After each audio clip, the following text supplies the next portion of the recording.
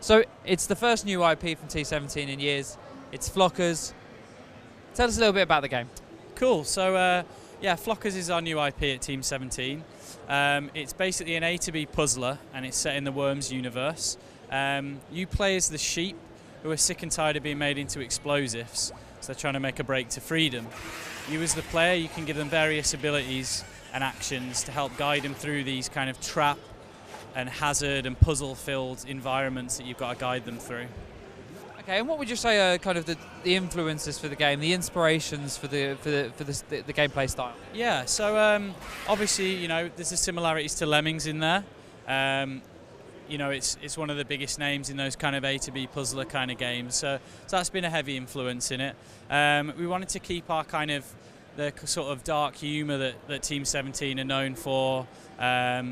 We wanted it to be quite sort of gritty, but still contrasting with the cute furry sheep. So there's lots of blood and guts in there. So it's quite, yeah, it's quite gory in places.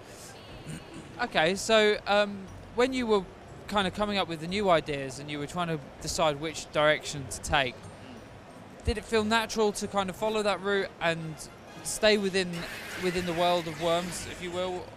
Or was the temptation to break out and do something completely different? Yeah, of course. Yeah, it was something that we considered a lot. It just seemed like the kind of right fit for the next thing to do, to kind of keep that kind of, you know, Worms universe and that, you know, the sheep's quite a popular character from Worms, so it seemed nice to kind of make a game about a character that didn't quite get the same limelight as the Worms do. Visually, there's a lot of similarities. The tone of the game is very much in line with, you know, the art style that you're famous for. How have you kind of gone about maintaining that aesthetic feel to the game while creating something that's new? Yeah, so I mean, it's been quite nice because where it differentiates in one place from Worms, there's no kind of destructible landscape. So that's kind of allowed our artists to kind of build bespoke levels rather than it kind of being generated from like a chunk of landscape. So that's been quite cool.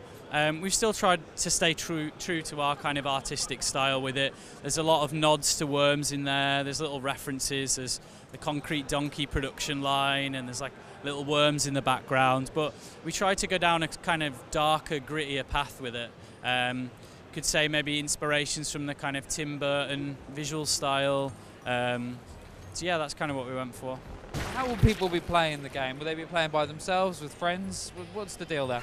Well, our initial plans, you know, it's a single-player game, and it's a puzzle game. So I think it could be played either on your own, or you could play it as a group, trying to figure the puzzles out together. I mean, over the weekend here, we've had a lot of people sitting down in pairs, trying to help each other out to figure the puzzles. So that's been quite nice to see that kind of social aspect of it. And how long have you been working on the game? What's the journey been like to get you to the point where you've been able to show something and reveal what you've been working on? So I think the idea was initially concepted maybe a year or so ago, but we didn't start working on it until about 4.5 months ago. So we've not been working on it that long. It's an early alpha that we've got on show here at Rest. Yeah. Is it a big team that's working on the game? How many people are kind of working together for this? There's about 10 or 15 of us on it at the moment. So yeah, not a big team. Okay, and what are your long-term plans for the game? Where are you going to take it? Well, we're looking at going into Steam Early Access to start off with. We kind of want to get the community involved. We're going to have a level editor go out with the game, so we really want to get that kind of community-driven content going. You know, we want to have levels that other people have made, and we can, like, you know, vote for the top ones, and then yeah, eventually just kind of see how that goes. Keep developing the game, keep updating it, get feedback of what people like, what people don't like. Sort of actively develop the game live whilst it's in early access, When we're in a place where we're happy with it, we'll take it from there. We'll see what happens. Have you considered like any nice natural fits for it in the console space, or are you just kind of focusing on that PC at the moment? Currently we're focusing on just PC for now, but obviously there's always scope for it to move to other platforms, depending how it does, how it's received, if we think it could be a good fit for those other platforms. But yeah, we'll definitely see in the future. Excellent. Well, thanks a lot for your time and good luck with the rest of the development. Thank you very much. Cheers.